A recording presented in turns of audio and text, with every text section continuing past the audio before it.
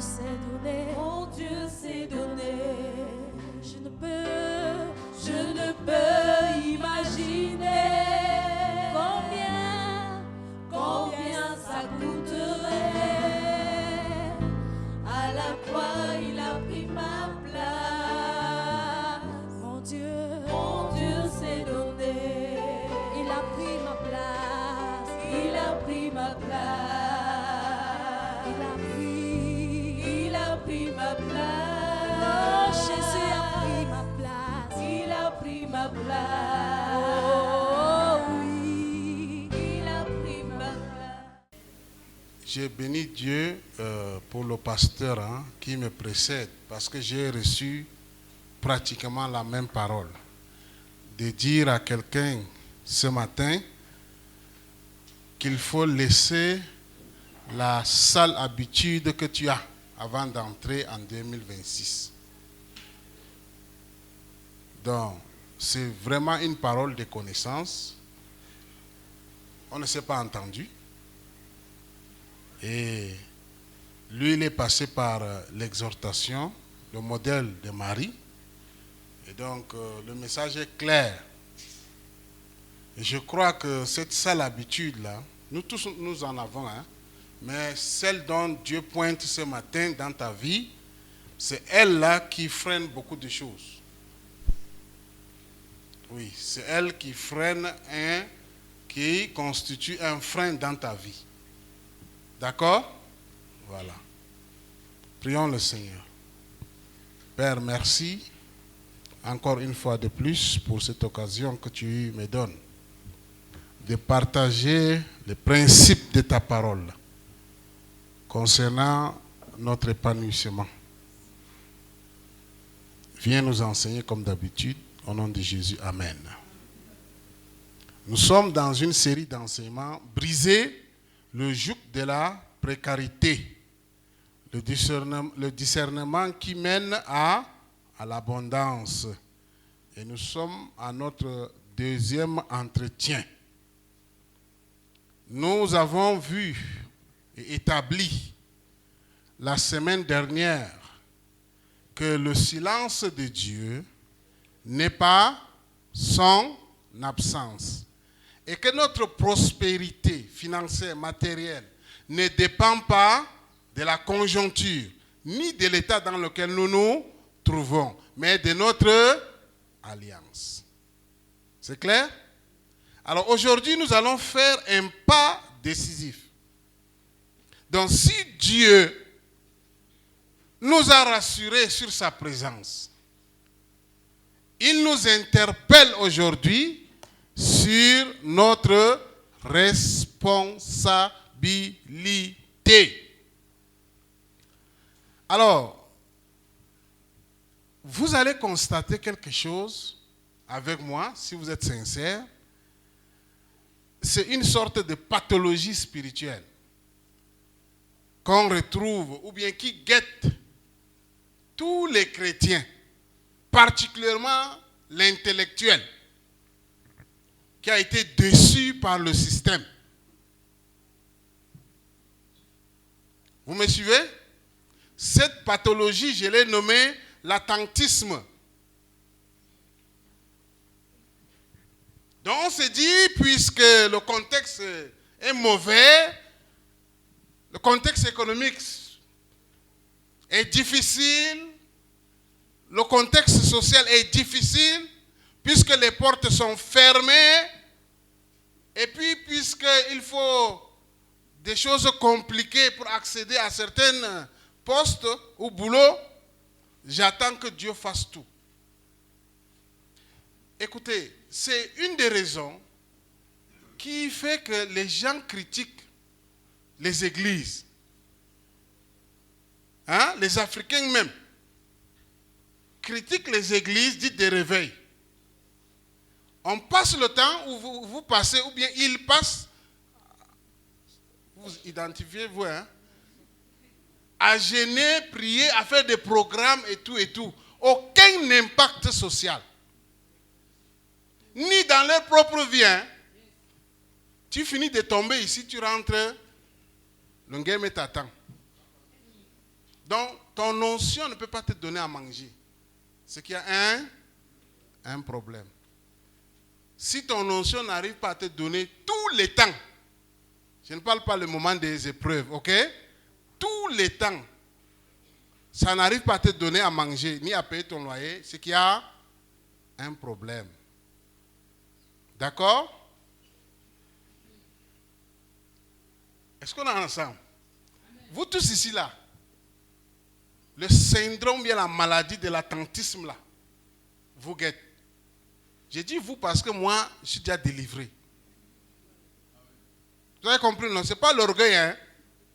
Moi, j'ai compris. Parce que la pauvreté, avant d'être matérielle ou financière, là, elle est d'abord mentale. C'est pourquoi on nous a berné, heureux les pauvres. Car depuis là, vous êtes encore dans la galère. Et ceux qui vous ont enseigné là, vous voyez, il y a des personnes que vous dites qu'ils ont détourné l'argent, non? Ils jouent 1000 à l'heure, ils ont les jets privés. Vous allez les retrouver au ciel. Oui, c'est ça. Parce que c'est par grâce. Ce n'est pas parce que tu as été pauvre. La pauvreté n'est pas synonyme de la spiritualité. Malheureusement. Ni le njuxaïsme. Hein? Comme il fait déjà, il fait froid là. Ne mets pas l'huile, tu dis que tu es spirituel sur toi. Que tu es dans un jeûne de prière. C'est bon, peut-être c'est pour un temps. Tu te consacres à Dieu. Mais je te rassure que ça n'a rien à faire avec la spiritualité. Malheureusement.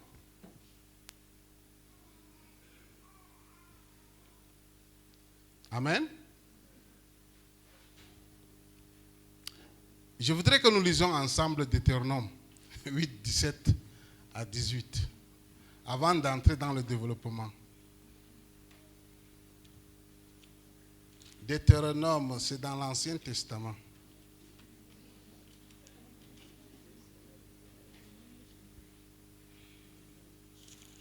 « 8.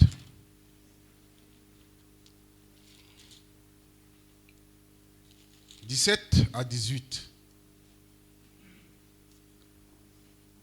Écoutons ce que la Bible dit. Version du second.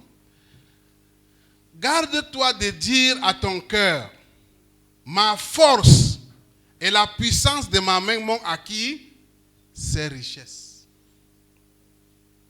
Souviens-toi de l'Éternel ton Dieu, car c'est lui qui te donnera de la force pour les acquérir, afin de confirmer, comme il le fait aujourd'hui, son alliance qu'il a jurée à tes pères. » Amen. Son alliance christique. Amen. Remarquez une chose, bien-aimés. Qu'est-ce que la Bible nous dit ici? Que c'est Dieu qui nous donne quoi? La force d'acquérir les richesses. Même si tu les as héritées. On est ensemble? Même si c'est la loterie.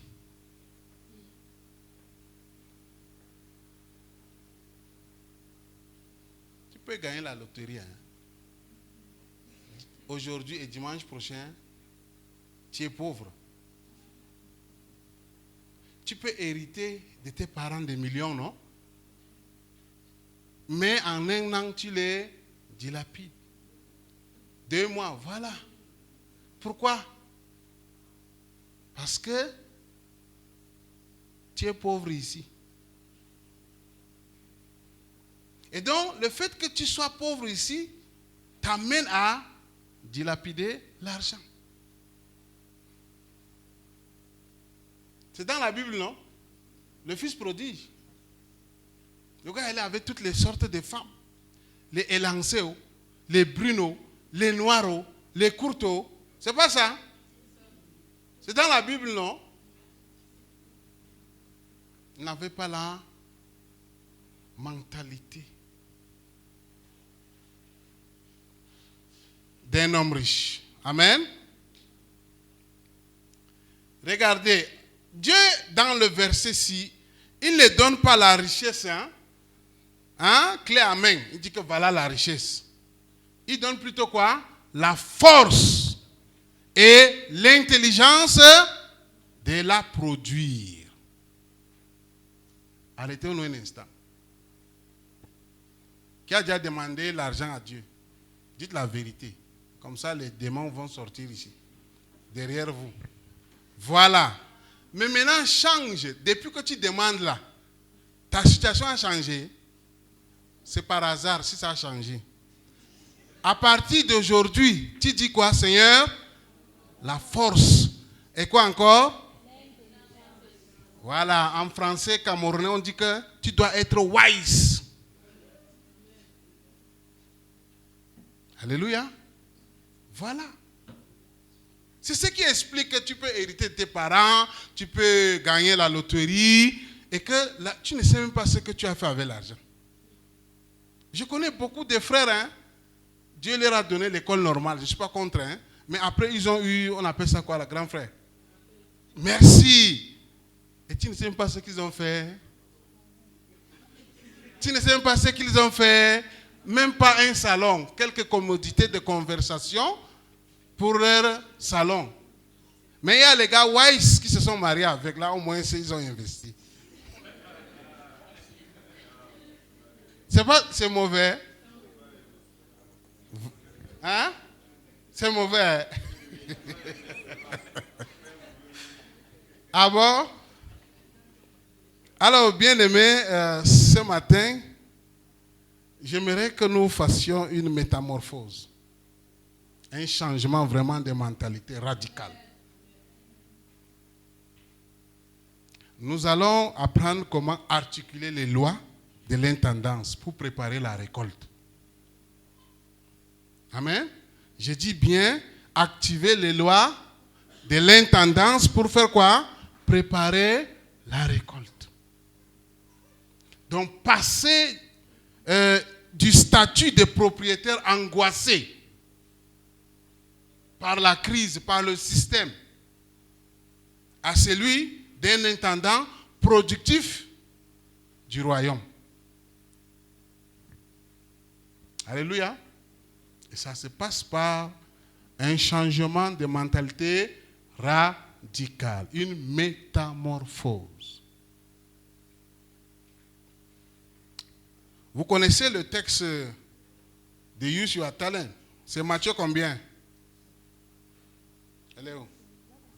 Matthieu 25, 14 à 30. Est-ce que le lecteur maison peut nous effectuer, donner la lecture s'il vous plaît? Matthieu 25, 14 à 30. Ou c'est long? Si c'est long, on laisse.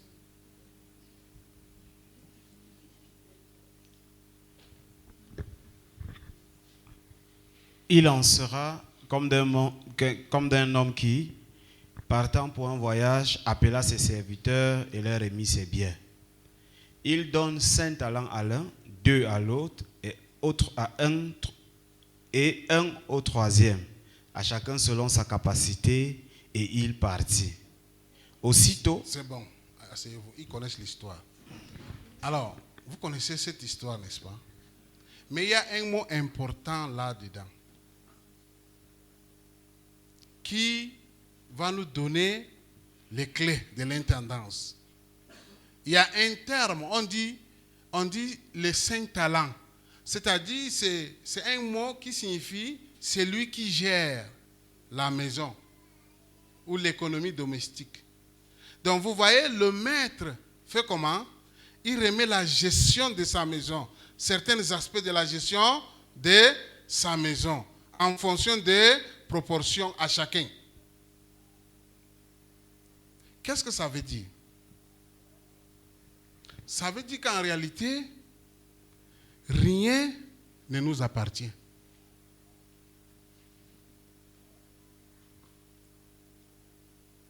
Cette parabole-là parle de Dieu et nous.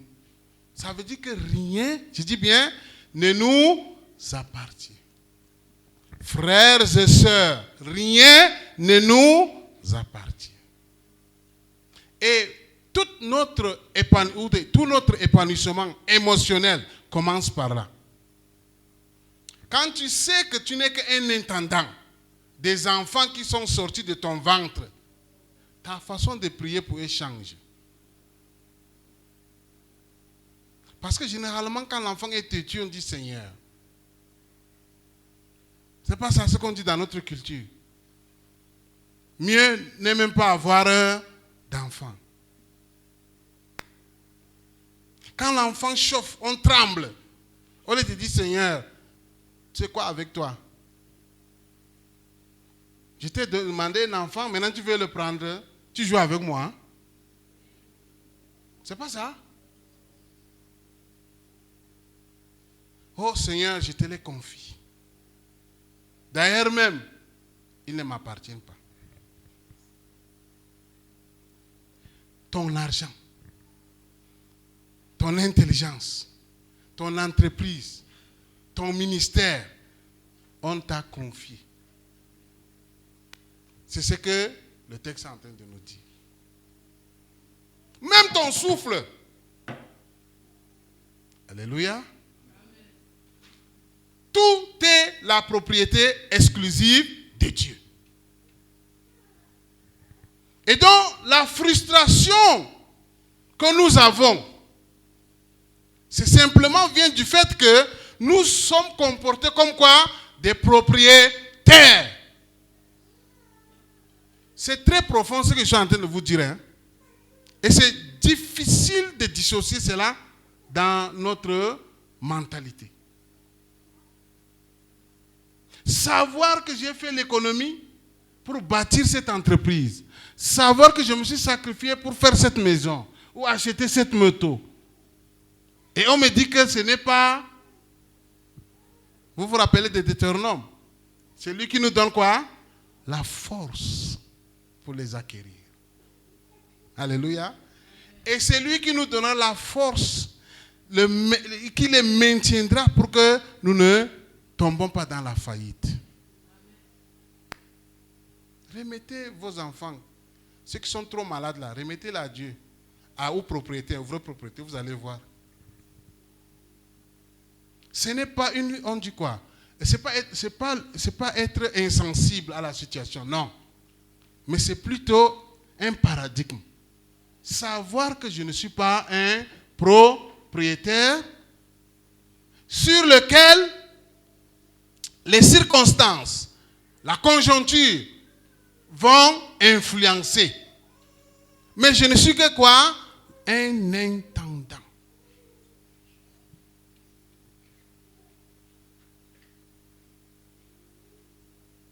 Certains de mes enfants, quand ils étaient petits, le deuxième et le troisième, ils nous ont tellement bouleversés. Chaque jour. Jusqu'à ce qu'un colboxer me dit, pasteur, il faut voir dans ta vie là, certainement il y a quelque chose. Aujourd'hui, il est musulman. Certainement, il y a quelque chose. Chaque jour, j'étais à l'hôpital.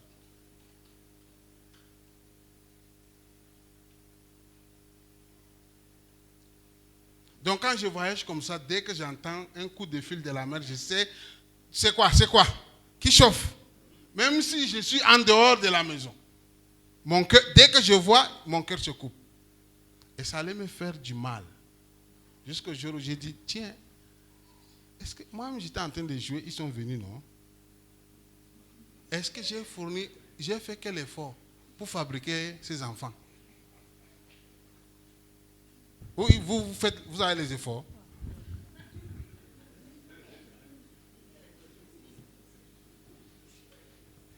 C'est là où j'ai dit, Seigneur, pardon. Voilà tes gens. Si tu veux, ils grandissent. Si tu veux, tu les reprends. Je vous assure, j'ai été délivré de la peur certaine d'une mort chez moi à tout moment. Et c'est comme ça aussi que leur guérison s'est installée. Et aujourd'hui, ils sont à l'université, etc., etc. Alléluia. C'est quoi? Au lieu d'être propriétaire, j'ai repris ma place. Alléluia. Boutique T'es brumado, ta petite boutique est en train de faillir. Ta table au marché, tu avais 2 tatassés, maintenant il reste demi-tatassé. Quand tu t'es installé, c'était dans quelle alliance? Même si tu as hérité ça de ton père, dis Seigneur, moi et toi, on a dit que c'est le ministère ici, n'est-ce pas? C'est en train de tomber. Regarde les gens autour, et ils ont leur Dieu. Ils font des sacrifices. Et ils luttent même contre moi. Qu'est-ce que toi tu en penses?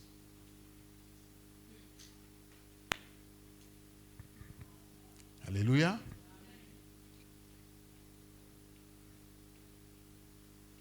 C'est ça.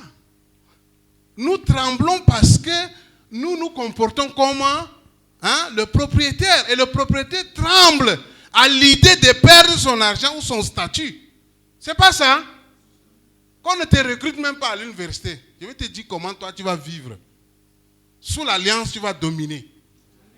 Mais si on te recrute, gloire au Seigneur. Tu vas aller manifester la gloire de Dieu.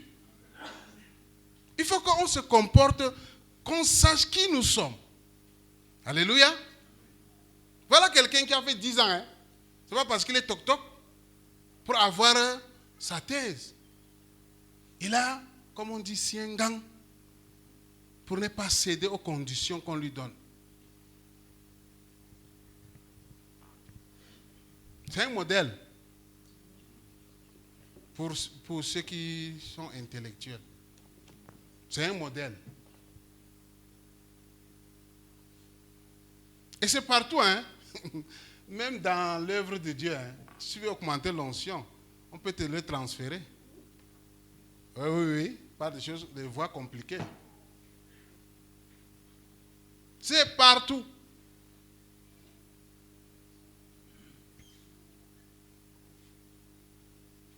Vous voyez, le propriétaire tremble. Sa maison est fissurée. Il va trouver le sac où? La boutique est en faillite. Il tremble. Il va fermer. Mais l'intendant, lui, il est libre de cette angoisse. Alléluia. Amen. Il est comment? Libre. Il demande simplement, maître, voilà les ressources intellectuelles, financières, relationnelles que tu m'as confiées. C'est en faillite. On fait comment? C'est profond ce que je suis en train de vous dire. Si vous voulez prospérer sur le plan financier. Ça demande la force de caractère spirituel. Amen. Un autre principe que je voudrais vous donner, une autre loi de l'intendance, c'est le principe de la fidélité graduelle.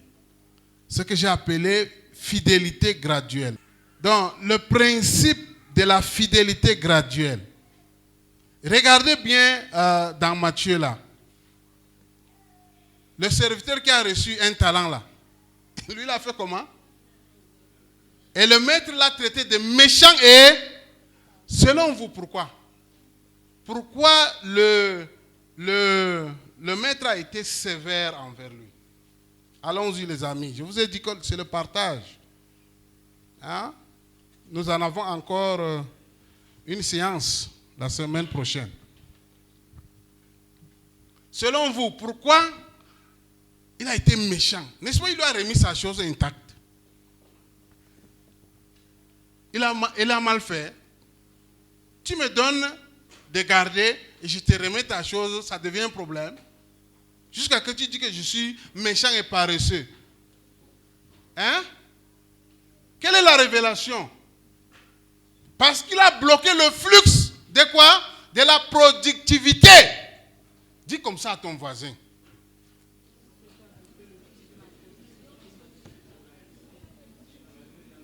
C'est ça.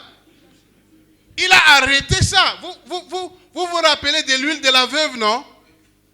Vous vous rappelez de l'huile de la veuve? Parce que les 3 enseignements ont un lien.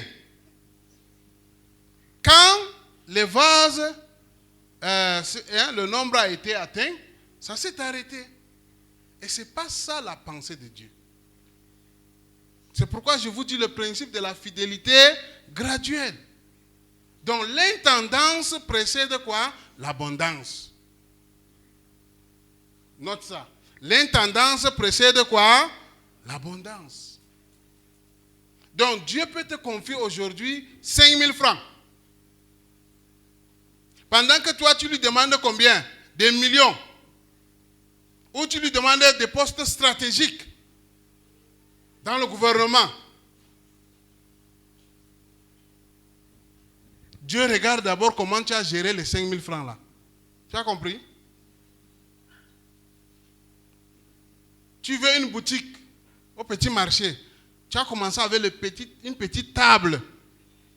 N'est-ce pas? Au quartier. Dieu va regarder quoi? D'abord, comment tu as géré la petite table. L'intendance fait comment? Précède l'abondance. Notez ça très bien.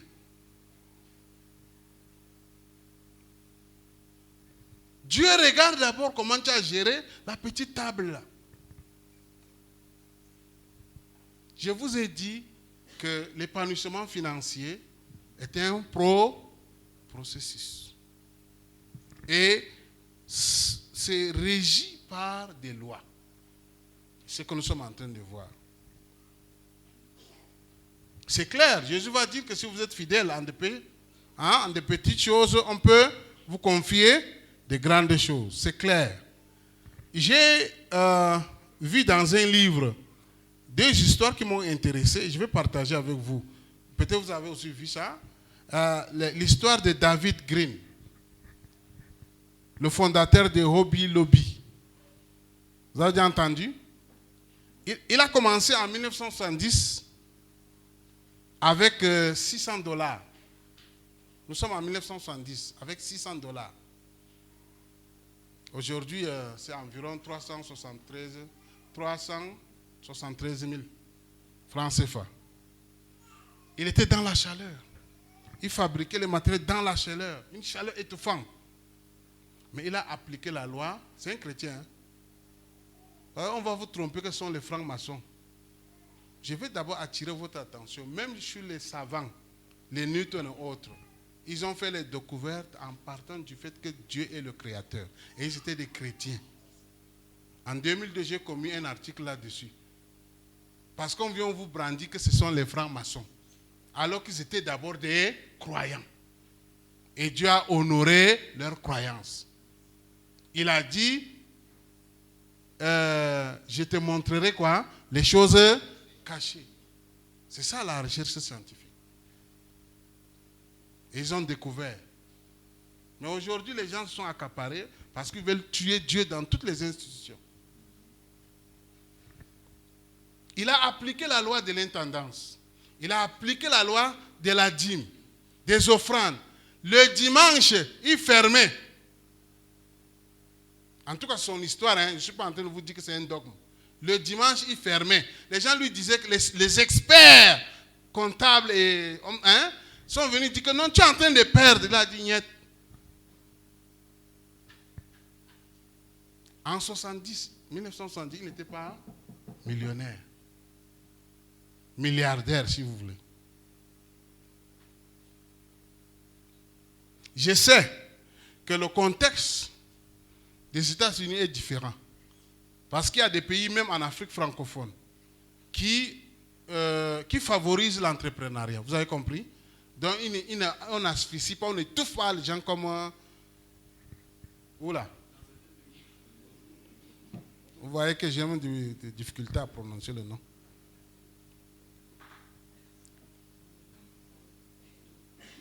Mais son histoire nous révèle une loi spirituelle. On ne vous dit pas d'avoir son capital financier, mais on peut avoir aussi un capital immatériel. Alléluia. Voilà. Parce que l'audit, de l'intendance commence où? Le temps. Comment vous gérez votre temps? Quand vous n'avez pas encore de travail, là, vous gérez ça comment? Parce que les gars qui ont le travail là, et ils n'ont pas le temps là. Les riches sont pressés. Hein. Le riche est très pressé. Hein. C'est pourquoi ils changent souvent de femmes là. La femme cherche l'attention. Lui n'a pas le temps, voilà, des... Vous me suivez? Mais écoute bien. Toi, le pauvre, entre guillemets, pour le moment. Alléluia. Tu as beaucoup de temps jusqu'à ce que tu joues au Lido.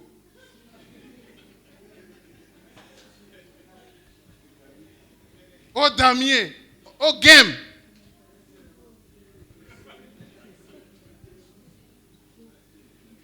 Je vous dis, faites vous-même l'audit de votre intendance. Commencez par la gestion du temps.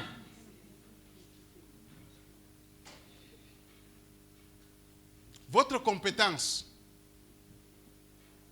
Vous avez un diplôme. Vous avez un savoir-faire. C'est un capital intellectuel.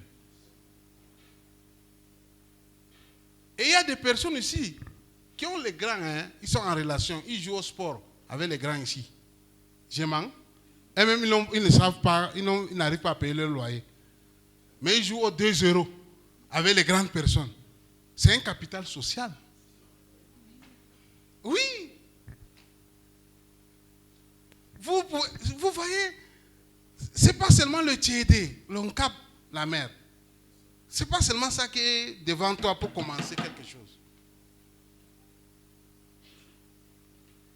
Et donc l'erreur est d'attendre un financement. L'intendant productif commence par monétiser son savoir-faire. Écris ça.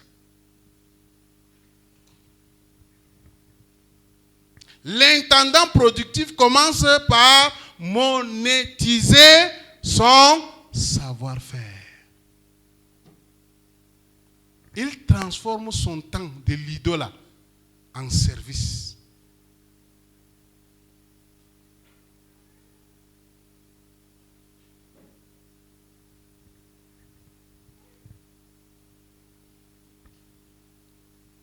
Je vais vous donner un secret. Le principe ici n'est pas la somme. Hein. Nous avons parlé de David Green qui a commencé avec les dollars, non? Mais faites attention.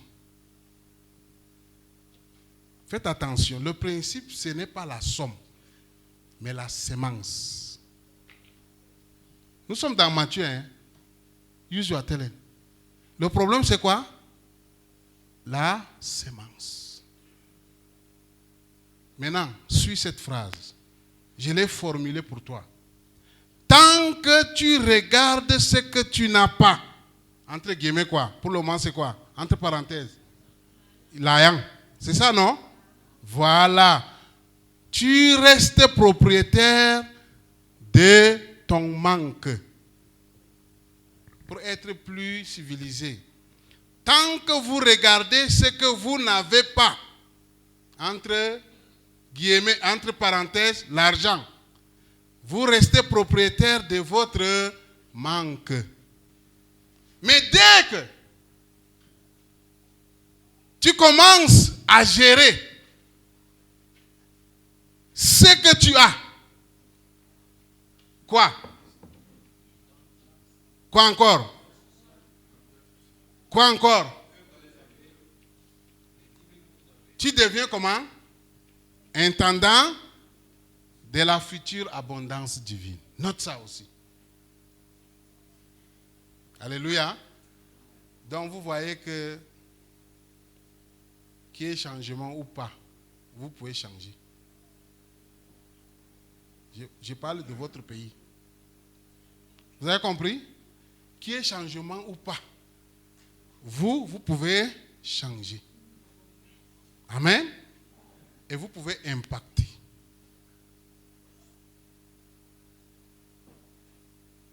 Mais nous souhaitons le changement macro sur le plan national. D'accord? Ça va nous faciliter la tâche. Mais entre-temps, il faut que ça nous trouve étant déjà comme des vases préparés pour que le flot de l'abondance, des beaux jours promis par Dieu sur ces pays soit effectif. Alléluia. Un autre principe que je voudrais partager avec vous. Vous vous rappelez, un jour, on a discuté sur le forum que quoi, la vente des boissons, c'est quoi? C'était très houleux ce jour-là. Hein? C'était très houleux. Certains ont dit que non, chrétien ne vend pas quoi? C'est vous qui avez lancé ça.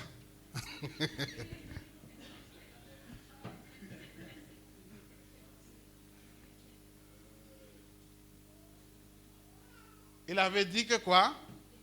Il avait relayé les propos d'un célèbre pasteur francophone. C'est ça, non?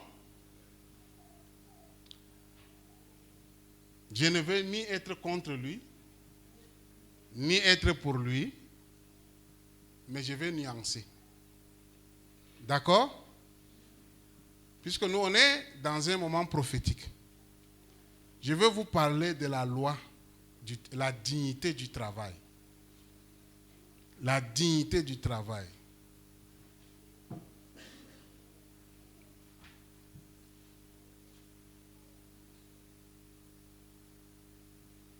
Nous avons parlé tout à l'heure de la gestion, n'est-ce pas? De l'intendance. Mais ici, la dignité du travail vous prend de la sueur à la solution. Vous me suivez? Quand vous lisez les gars, on les appelle comment? Les motivés ou quoi là? Les gars, hein? Les coachs là, ils vous disent qu'il faut travailler dur. Il faut travailler dur. C'est pas ça? Quand tu demandes à quelqu'un, non gars, comme tu vois là, j'ai travaillé dur. Et même chez les chrétiens, il y a ça. Que comme tu vois là, j'ai prié beaucoup. Hein? J'ai fait 6 mois de quoi là? De jeûne, la tête en bas, les pieds en haut. Vrai ou faux? Donc tu as l'impression que c'est ça qui t'a donné. Mais je vais casser ça. Dis amen. Je vais casser ça. C'est dans la Bible. Hein? La prospérité ne vient pas seulement de la gestion, mais de la nature de votre travail. Certains peuvent être d'accord avec qui? Avec ce grand homme-là, non? Tout comme ne pas être... Je vous ai dit que quoi? La loi de la dignité du travail stipule que ma prospérité ne vient pas seulement de la gestion. Je peux être un très bon gestionnaire, mais de la nature. Dis ça à ta voisine. Si tu n'as pas de voisine, dis à ton voisin.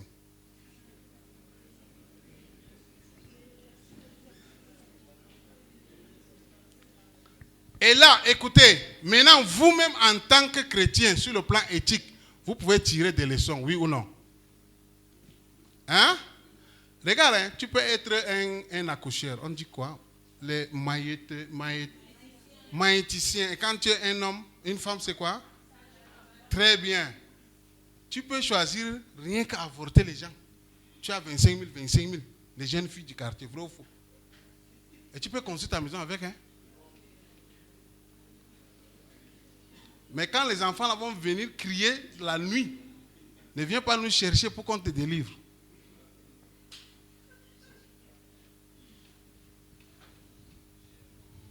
Oui, tu vas gérer le retour. Lisons Proverbe 22, 29. Proverbe 22, 29. Si tu vois un homme habile dans son ouvrage, il se tient auprès de qui? À donner un appétit.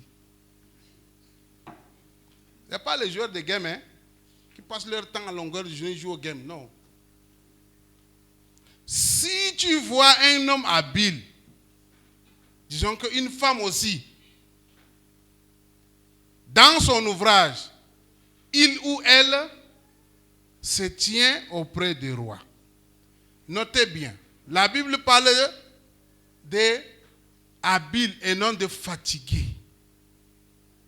La Bible n'a pas dit que si tu vois un homme ou une femme qui croupit, qui travaille beaucoup, hein? Vous suivez? De la sueur à la solution. C'est ce que je suis en train de vous donner. Dans ta prospérité, tu peux être un bon gestionnaire. Hein? même selon la Bible. Mais la nature de ton travail peut te trahir, peut freiner quoi? Ton abondance.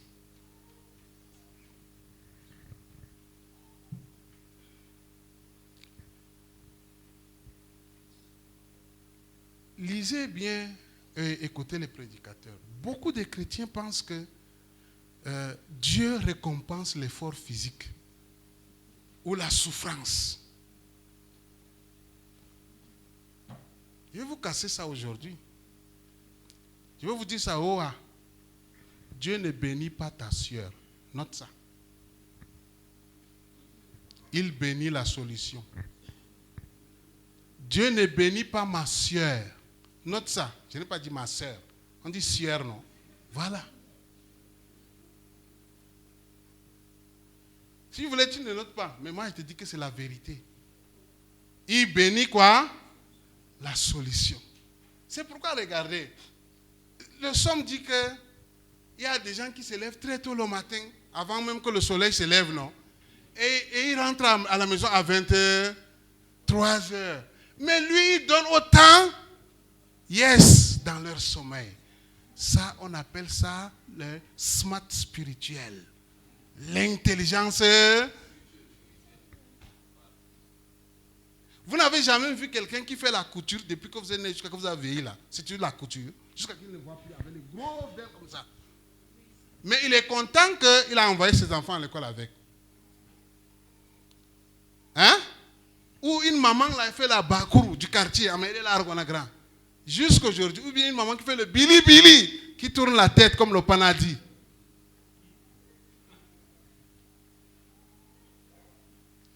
Vous avez déjà vu quand même, vous les connaissez, non? Mais ça les a aidés hein, pour leur famille et envoyer les enfants à l'école. D'accord? Mais ça ne les a pas amenés à l'abondance où Dieu les attendait. Est-ce que vous n'avez jamais vu un gars qui ne fait que cultiver, mais chaque jour il n'amène rien? À la fin de la saison, les bœufs sont entrés, ils ont tout mangé.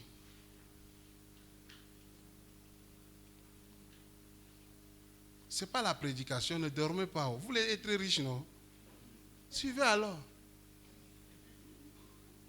Vous n'avez jamais vu, grand, vous qui faites le riz là. Tu as mis tous les engrais, zéro. Hein? Oui. Après, vous allez dire que c'est le démon, non?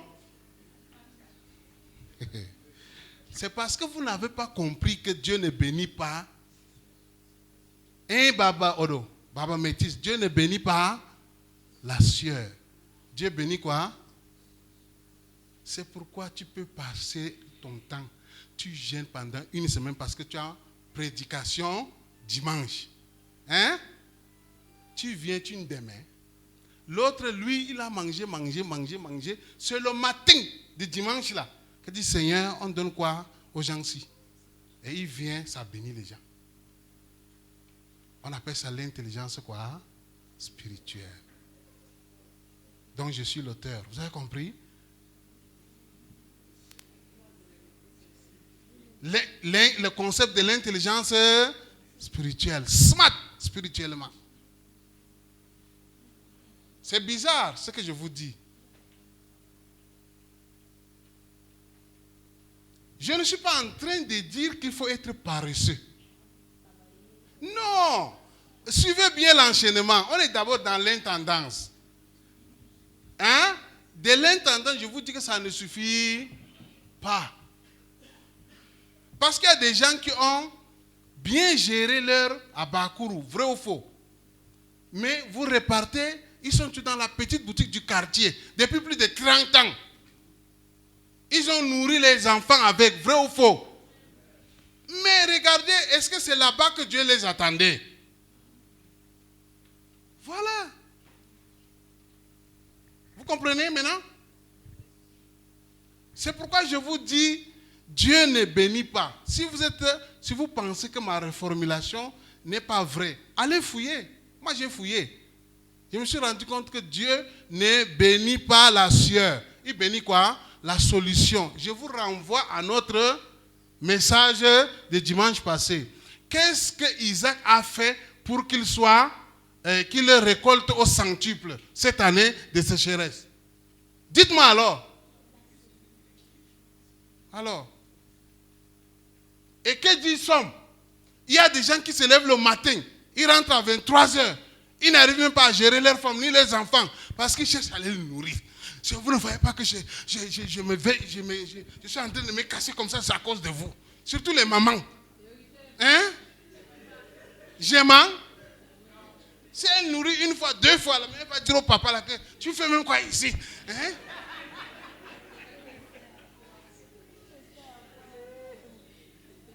Je suis en train de vous dire que ne vous limitez pas à cette étape, allez au-delà. Si vous voulez influencer votre génération, il faut passer à la solution. Et là, je vais vous raconter l'histoire de le tourneau, RG Le Tourneau. Alors cet homme, il a arrêté l'école très tôt. Hein? Il a commencé dans la terre et la boue. Voilà son travail. Je veux que vous compreniez très bien. Il n'est pas devenu riche parce qu'il tournait la boue et la terre plus vite que les autres. Mais il est devenu riche parce qu'il a inventé les engins. Il s'est rendu compte que en tournant la terre, les chantiers n'avançaient pas vite. Il a donc inventé les machines pour mieux remuer la terre. Vous comprenez maintenant? Oui. Oui. Même le ministère dans lequel vous êtes maintenant, c'est parti d'un constat. Celui qui a eu la vision avait un appel sur sa vie depuis. Mais il fallait créer un autre contexte ecclésial pour dire ce que les églises dites traditionnelles ne le disent pas. Vous me suivez? Voilà. Il faut réinventer.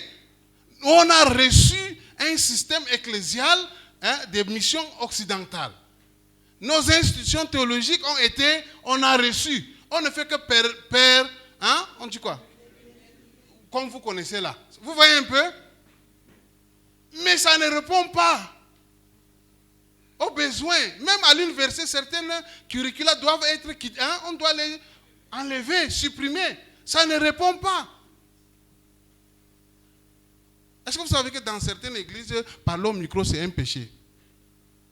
Oui, c'est charnel. Oui, c'est charnel. La guitare, on chante Dieu sec là. C'est ça que ça monte.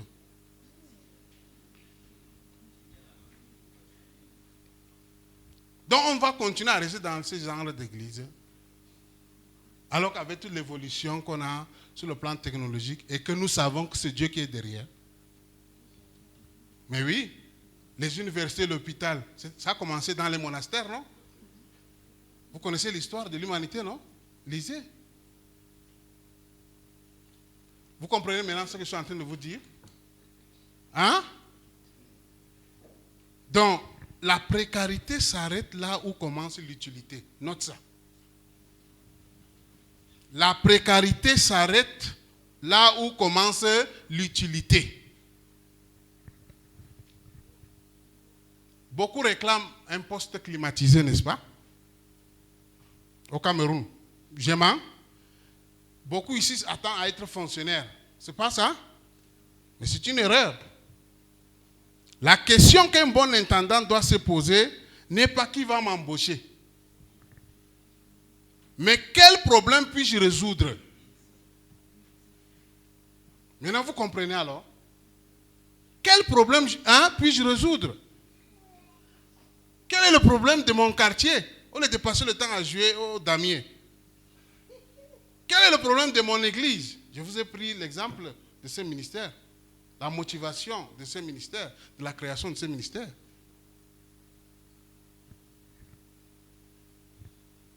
Quelqu'un est un ingénieur agronome. Il a fini à Tchang. Il vient, il commence à faire la moto. Ce n'est pas mauvais. Mais le problème est quoi? Quel est le problème? Ici, on a un problème de quoi? Le rendement, non? Alors, il ne peut pas être utile. Voilà. Écoutez, votre diplôme n'est pas une fin en soi. Vous avez compris? C'est un outil pour résoudre une douleur sociale. Le savoir que tu as acquis là, c'est une compétence pour résoudre quoi? Une douleur sociale.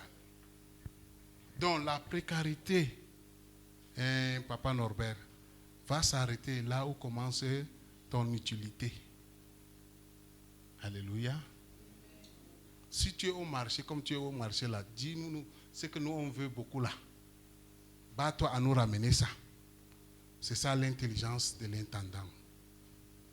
Alléluia. C'est pourquoi je vous ai dit alors que la dignité du travail. Donc, l'abondance ne vient pas forcément de la gestion, mais de la nature du travail. Amen. Quand tu vas commencer à devenir utile pour ton environnement immédiat, c'est là où ton influence va commencer. Alléluia. Et c'est là où tu vas atteindre un point où l'argent vient seul. Awarta baba tchede, dada tchede. Vous me suivez? Parce que tous vont courir vers toi. Et c'est en ce moment que la promesse divine dans la Bible va s'accomplir dans ta vie. Les trésors des nations vont accourir vers qui? Ouais. Vers qui? Vous voyez, non? Je vous parle des choses, vous ne répondez même pas parce que vous aimez être pauvre.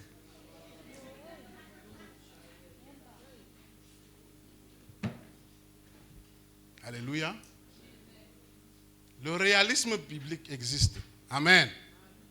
Vous voyez que Daniel était un intellectuel, non? Hein? Est-ce qu'il s'est laissé frustrer par le système dans lequel il était? Vous connaissez Daniel, le prophète Daniel. Mais, qu'est-ce qu'il a fait? Par un esprit d'excellence, il s'est démarqué. Alléluia. Atteignez cela. Atteignez cela.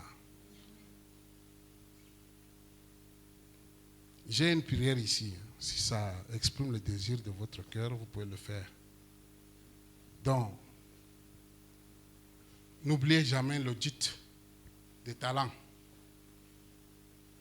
Cette semaine, au lieu de faire votre budget, je vous demande de faire plutôt l'inventaire de ce qui ne manque pas, de ce que vous avez.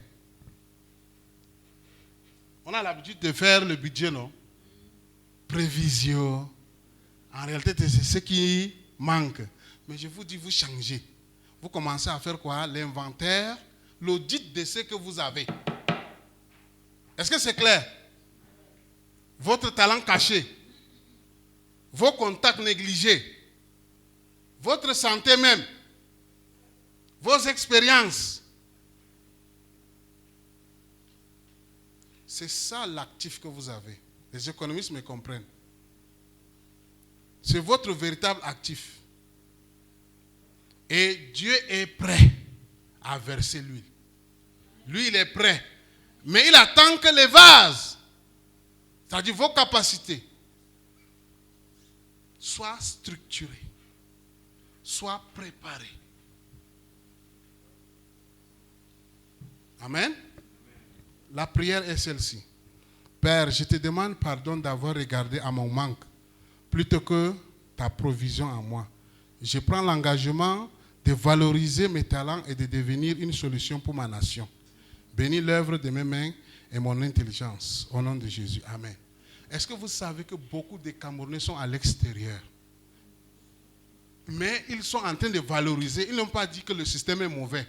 Mais là-bas, ils sont en train de valoriser. Le temps viendra où ils vont revenir dans ce pays. Et vous allez voir comment le pays sera développé. Et toi, pendant que tu es là, tu joues au ludo.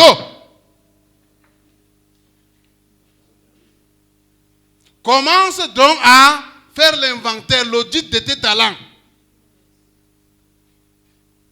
Passe de la sueur à quoi? À la solution. Sinon là, tu as une boutique, tes enfants vont hériter. Les enfants de tes enfants vont hériter. Regardez Dangote. Ce sont les exemples que je vous donne, même si c'est païen, n'est-ce pas? Mais Jésus a pris lui, il a aussi pris des choses de la nature et tout, et de la société pour nous expliquer. Vrai ou faux? Il n'est pas devenu riche, hein? Il a hérité de son père, qui a hérité. Mais son grand-père et son père n'ont pas atteint le niveau.